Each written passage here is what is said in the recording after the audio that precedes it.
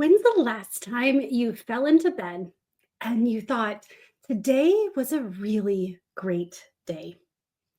When's the last time that you look back at your day and you're like, I'm exhausted and exhilarated, or I am so energized and fulfilled? Or it's just you sit back and you look and you're like, today was just, it was a great day. And you maybe like feel peace.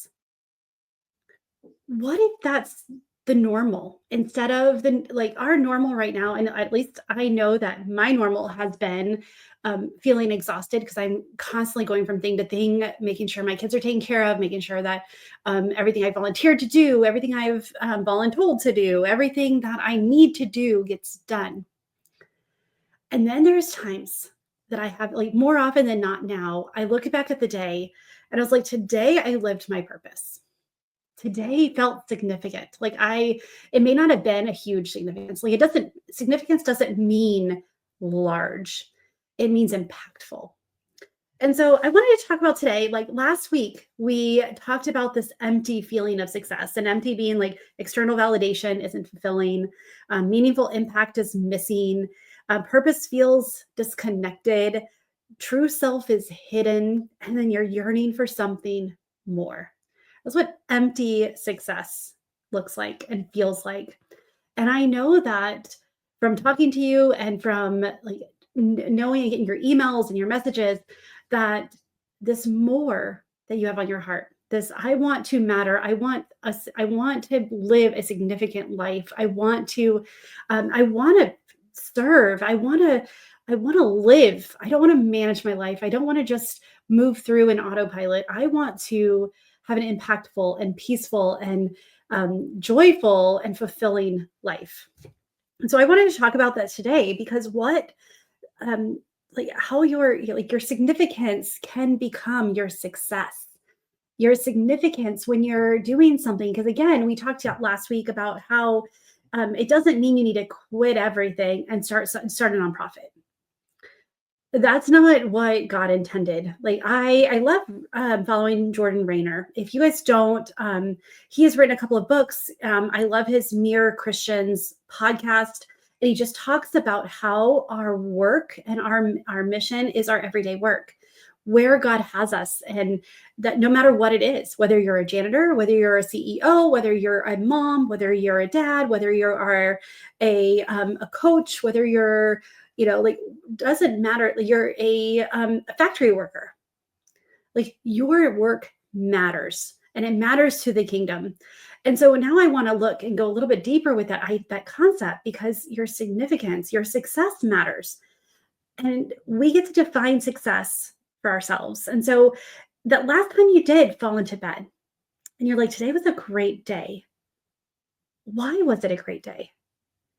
What happened? What did you do? Who did you show up as in order to make it a great day? What were some of that? Was it an experience you had? Was it something that you did? Was it is it something that happened? Did you make it happen? Were you a part of something? Did you watch your kids do something that they've been working towards? Did you watch your friends do something they've been working towards?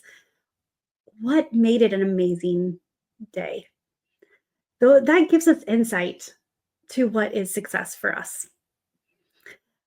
I know I've talked about this multiple times, how when I started defining success for myself, all of a sudden I could see how my purpose played into that. And so I want to talk about, like, there's three pillars of purposeful success. So these three elements need to be present in order to have this purposeful success. And it is simple: internal alignment. We need to know who God called us to be. Then there's the external expression. What did God call us to do? What talents, what gifts, what strengths are we to use to serve? And then the internal impact, and realizing that this part is we may not see, but we recognize that everything we do matters. So everything that we do, whether we are, again, a window washer or a creating AI tools, whatever it may be, there's an internal impact for everything. And not there's an eternal, sorry, eternal impact. Not there's an internal as well, but the internal alignment, we need to know who we are. The external expression, we get to do the thing. It's not just enough to know who we are or to know your purpose. It's to actually take the action and live it, because faith without works is dead. Like, we have to take action. And then the in eternal impact. We may never know the side of heaven, the depth of the eternal impact, but it's there. And so I just wanted to talk about those. And because as we're looking at what does significance mean to me? What does it mean to you? What does it mean to our kids? Those are three things that we get to look at and be intentional about. And I have I have a framework I wanted to talk to you again about. I know I've mentioned this multiple times, and you're gonna probably get tired of hearing this, but it's such a simple way to start working through your purpose, your calling, the life that you are meant to live. It's such a simple way to work through that. And and I call it my shine framework. And so, yeah, there's little steps in between each of these, but the idea is, like, if we go and we intentionally take each of these steps, we become who God called us to be. And so the S is see yourself clearly, not for who we think we are or what we think our values are or we think or what other people expect of us. This is see ourselves how God created us, our strengths, our talents, our core values, our motivations, our fears. Like, this is seeing us as we are. The next is hear your calling. We have to get quiet. We have to start aligning things that we're doing, the things that we're listening to, the things that we like are calling with those things that, when we see ourselves, we get to hear, like, where are the highlights? What have we been through, and how do those play into some of the gifts that we have? How have those honed or highlighted some of the gifts that we have? And then there's the integrate your whole self, the I. This is not just your strengths, like our weaknesses play a part into this. Our self-care, like and our energy. Do we know what energy, what brings us energy, what drains our energy, and it's seasonal. And then the N, navigate your path, navigate my path. Like, we can't walk the path of someone else. Even if they're doing something very similar, the calling God's put on your life, the assignment he has given you is not the same. And so we have these unique nuances. We have this unique path. And which is why a lot of times when you read all the books or you do all the things that other people are doing, it like will work for a while and then stops. Or there's parts of it that don't work for you. And it's because we got to navigate your own path. And so there's ways to do that. There's tools we can use to make that clearer. And then the last one is to embody your purpose. This is where it's not just an idea. It becomes a part of who you are. This becomes your mission, your movement. This becomes the essence of you and everything that you do. This is what you become known for, because it is you. This is your authentic self. This is showing up. We talked about the true self is hidden. When you embody your purpose, you embody who God called you to be. And so I like to think of this, like, this whole idea of significance as your success is like the factory versus a garden. Both produce things, right? The factory produces, it's like, it's the way it used to be. You put in this piece of wood and it pops out a chair leg, and they all look the same, and it's outcome focused, and it's mechanical, and it's draining. It's just the same thing. And Susie next to you, or Lowell next on the other side, that you guys are doing the same thing over and over, and day in, day out. This factory, this traditional success is like a factory where you just have to output. You just have to do things you want more success, you do more things. And whereas I like to look at the purposeful success, the significance and impact version of success as a garden, where you tend it. Like, it is work. I don't know if anyone who has a beautiful garden who doesn't spend a lot of time cultivating it. So it's not that it's just like set it and forget it, or it's not something that we can just take lightly. But this idea that this you have to tend to it, you curate it, you spend time cultivating, crafting it, and you pull out the weeds and you prune and it's organic growth. It's slow. There's some things that happen really fast and some that take months before you even see the evidence. I love planting bulbs in the fall and then having tulips and in the spring. Like I love it. And it's so because I always go through winter and come January and I'm like, I hope I did it right. I hope I did it deep enough. I hope I did them far enough apart. I hope because I don't see any evidence, but it's happening. It's growing. And so this is where we're tending to a garden and there's natural seasons. There's seasons of rest. There's seasons of winter where you hibernate. There's seasons of growth with each spring and you are just flourishing. There's summer where you're harvesting and fall and there's different seasons, but there's a natural flow to it. And so you're never in the same winter season. It's always changing. You're growing. Something is happening, even if you can't see it. And then it's just life giving. If you have a friend, like you can have two people who have similar seeds in the garden, and it's very different experience. You may both be growing carrots, and one may be all short and stubby, and someone may be long and thin. And it's all about the environment and the way it's tended to, and what our priorities are, and how much care you've taken for that one thing. Because what we focus on grows. When you focus on your purpose and the significance and the impact and the legacy and the fulfillment and using your gifts and using who God created you to be, it's a different output. It's a different focus, and it's focused on the journey of it versus just the output. Just in order to feel more or have more, I have to do more. And with gardening, it's not always like that. Like pruning actually makes the fruit or the harvest stronger. And so there's times that we do have to cut things off. It's really hard. We have a little orchard. We have some fruit trees, and I feel every time we prune the fruit trees that we are cutting so much off. And then I know that the next year is like I see the growth and see how it's come back stronger, and the fruit is bigger and juicier. And it's just you remind yourself that we do have to go through a pruning process, and our significance and our impact is the same. We can't just do the same thing all the time and expect a different results. And so I really wanted to talk to you about these three pillars, the internal alignment.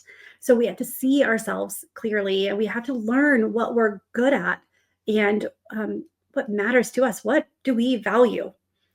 We can have the same values even as our friends, but they look a little different.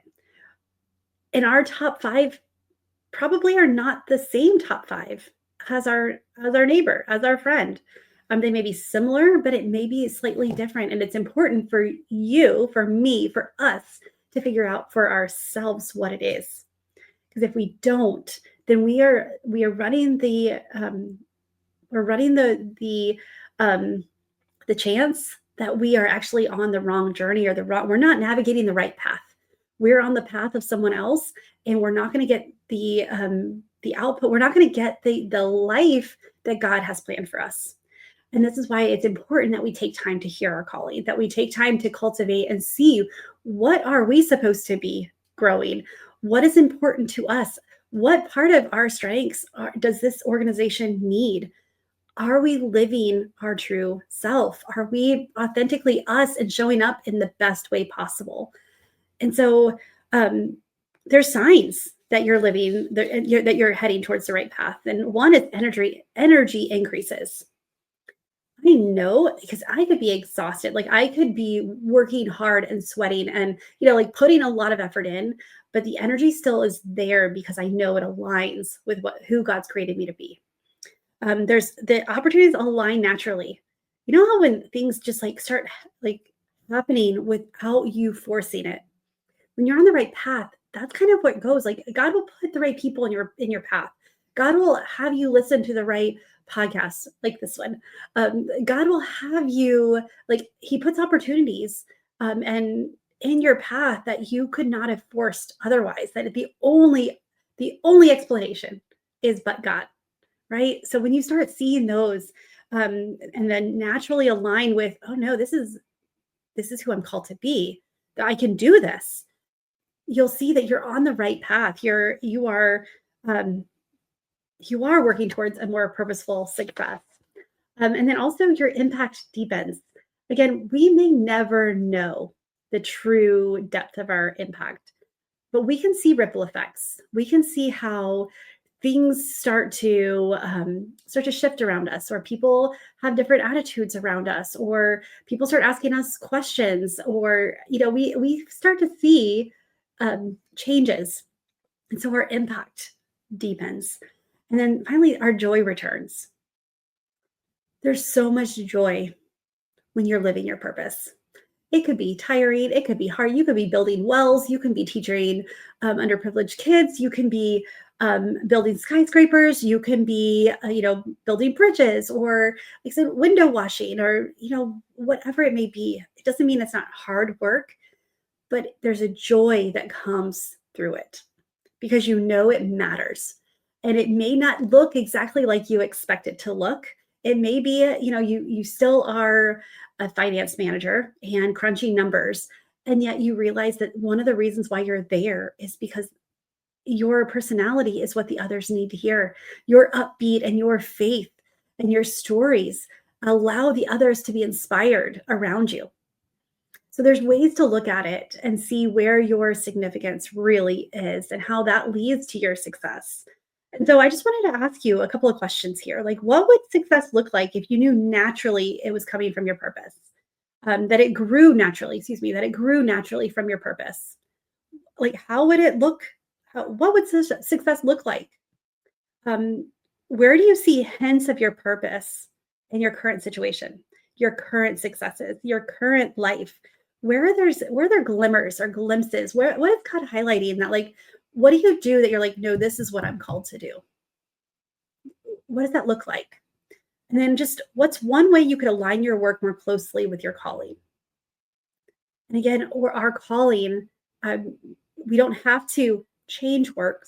We don't have to get a new profession, but what would it look like to align? And if we use that example of the finance manager who's, yes, crunching numbers, not really passionate about it, but really realize that their calling is to, they are inspiring, and they see opportunities that others don't. The way they interpret the numbers, they can see possibilities in it, or catch habits, or like they can catch things quicker that might cause trouble later. Maybe it is a personality thing where they can explain the numbers to finance managers easier. Like, how, like, where are, like, what's one way you could align your work more closely with your calling? And so that's just some questions to ask yourself. Are you living a significant purpose? Your significance, is it coming from your success? And is your success coming from your significance? When I started shifting my beliefs about this, and when I started looking at my calling and stepping boldly, and I mean, I've been doing this podcast for 4 years. It blows my mind. Here we are at, like, episode 289. I've been doing this for 4 years. And I look back and I'm like, and more and more, I see how God's shaped it, the opportunities that have come with it and from it, and the ways that I've been able to impact that I will never know, but God's given me glimmers of it. I went to a conference in December, and I met someone who, well, she wanted to meet me because she loves my podcast, and it was just, I'm like, well, can I get a picture with you? Like, I've never met her before. A friend sent her the podcast, and she started listening, and she's like, it's what I needed to hear. It's what I need to hear every week. And knowing that it matters helps me understand that Even when I'm like, oh, I have nothing to say, or I don't know what I'm going to say, or what story should I tell, or I don't have time to do the podcast, or, those, all those like stories that come up. And it's like, no, it matters. What you do matters. The strengths you hold matters. Who you are matters. Everyone around you needs you to step into your light. They need you to get clear on who you are and what you bring to the table. We need you to step into your zone of genius and shine.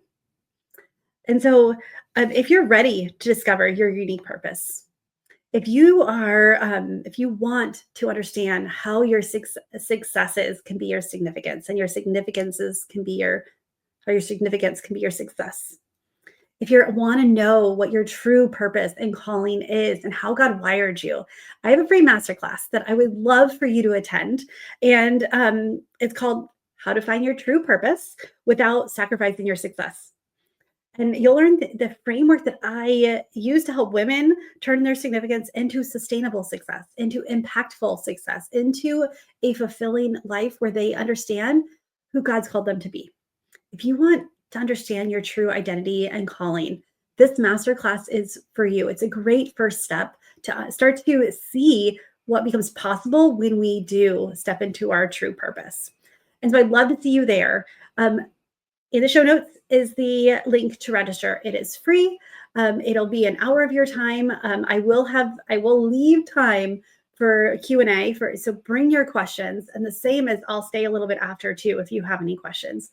But it's so important to me that I help you see how amazing you are, that I help you see that the success that you've had can lead to your significance, and that your impact matters, that who God's called you to be, He has asked a lot from you because you're capable of a lot. And if you have this drawing that you're like, I feel like there's more. I feel like I'm not living up to my potential. I feel like I want to know what brings me energy and what brings me joy, and I want to know what my assignment is. Then join us in this masterclass. I can't wait to see you there. And with that, choose joy until joy chooses you. And I am just so thankful. Like 4 years running, 4 years plus.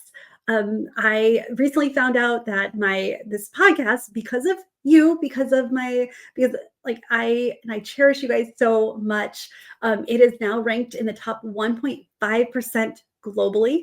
I am It just warms my heart. Thank you so much for being loyal and sharing the podcast. And if you have not left me a rate and review, I would really appreciate if you would consider leaving me a 5-star review and just like tell me what value does this bring to you? What do you get out of it? What resonates with you? I want to know how I can serve you better.